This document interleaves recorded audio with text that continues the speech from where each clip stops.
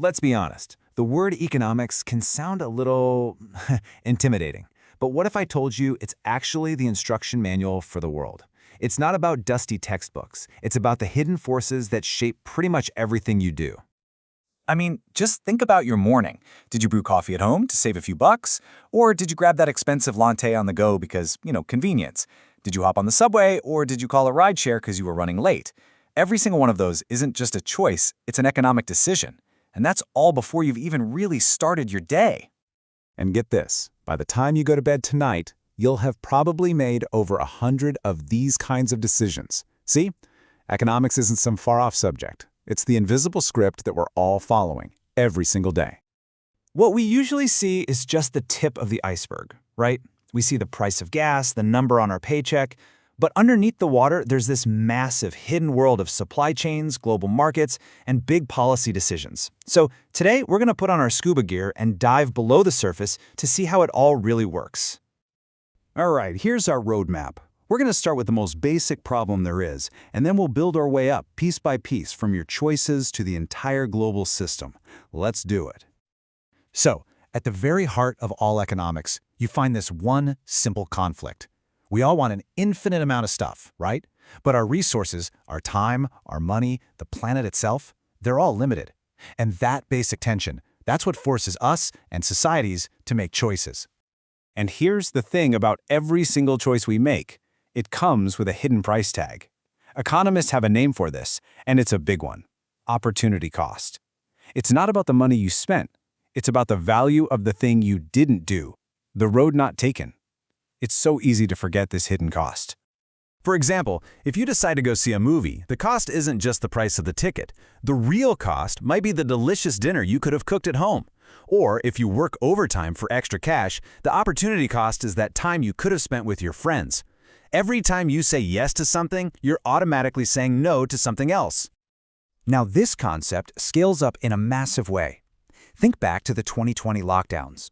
The European Union's economy shrank by a jaw-dropping 11% in just one quarter. That huge number, that was the opportunity cost of choosing to prioritize public health. It was a massive, conscious trade-off to keep healthcare systems from collapsing. So, if resources are so limited, how on earth did we create this world of incredible abundance? Well, the secret sauce is something called specialization. Instead of every single person trying to be a farmer and a builder and a doctor, we focus on doing one thing and doing it really, really well. The famous economist Adam Smith explained this with a pin factory. He said, look, one worker trying to do all the steps to make a pin might make maybe 20 pins in a whole day. But if you take 10 workers and each one specializes in just one small part of the process, together they could churn out an incredible 48,000 pins. That's the mind-blowing power of specialization. And this one idea is the engine of our entire modern world. You see it in Henry Ford's assembly line, and today you see its ultimate form in automation. I mean, in a place like South Korea, they have 1,000 industrial robots for every 10,000 human workers. Each robot does one hyper-specialized task, freeing up people to do more creative, complex jobs. It's amazing. Okay, so if everyone is specializing, that means we all have to trade with each other, right? But how do we decide what anything is worth? That's where the market comes in. It's like this invisible dance between what's available, supply, and what people want, demand. You know this dance intimately. Think about trying to get a taxi when it suddenly starts pouring rain. What happens? Everybody wants a ride at the exact same time. Demand just shot through the roof. But the number of cars on the road, the supply, is the same. So the price goes up. That higher price encourages more drivers to get out there, and it convinces some of us to maybe just wait out the rain. The market all by itself finds a new price, a new balance. But here's a key detail. Not all products are created equal. If the price of bread suddenly doubles, you're probably still going to buy it, right? It's a necessity. Economists call that inelastic demand. But if the price of the new iPhone doubles, a lot of us would probably wait or maybe switch to another brand. That's elastic demand. And understanding this difference explains so much about why some prices are stable and others are all over the place. Now, this whole complicated dance of supply and demand would be a total chaotic mess without one of the most important inventions in human history, a universal language for value. And that language, of course, is money.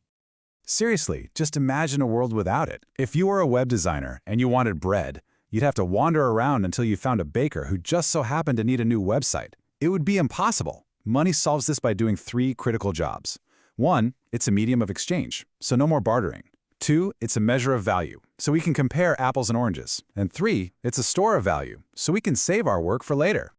But what happens when money starts to fail at that third job, storing value?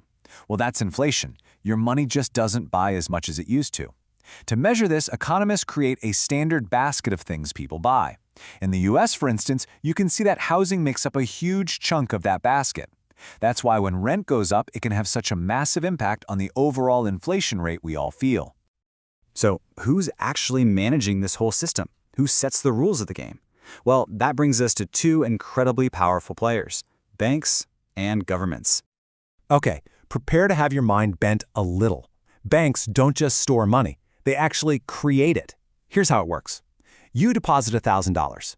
The bank only has to keep a small piece of that, let's say $100 in reserve. It then loans out the other $900. That $900 gets deposited by someone else in another bank, and that bank then loans out a piece of it. This cycle repeats over and over, multiplying that original deposit throughout the entire economy. It's called fractional reserve banking. Wild, right? And the ultimate referee in all of this is the central bank. Its biggest tool is the main interest rate. Think of it as the price of borrowing money for all the other banks. When the rate is high, like in Russia, it's like slamming on the economic brakes to fight inflation. When it's low, like in the Eurozone, it's like hitting the gas to encourage growth. It's basically the main control lever for an entire country's economy. Okay, for our last step, let's zoom all the way out to the biggest picture possible, because in our modern world, there's really no such thing as a national economy anymore. We are all just threads woven into one, single, deeply interconnected global web. We usually measure the size of an economy by its gross domestic product, or GDP. That's the total value of everything it makes and does in a year. And on that scale, yeah, the US and China are absolute giants. But as we're about to see, even their fates are completely tied to everyone else. And this interdependence has some pretty serious consequences. A microchip shortage in Taiwan can literally shut down car factories in Germany. When a single container ship got stuck in the Suez Canal, it cost global trade an estimated $9 billion for every single day it was blocked. It just goes to show you, in today's world, a problem anywhere can become a problem everywhere, fast. So let's bring it all the way back home, back to that cup of coffee we started with. That simple purchase you made. It becomes revenue for a company. That company probably uses credit from a bank, and that bank's lending is influenced by the central bank's interest rate. And that interest rate, it's being set in response to what's happening in the global economy. Your tiny daily choice is a direct link in a massive global economic chain. Which leaves us with a final, really big question. What is the true engine of this whole vast, complicated system? Is it the money that connects us all? Is it the technology that's constantly rewriting the rules of the game? Or, in the end, is it just the combined power of billions of individual human decisions, just like the ones you made this morning? What do you think?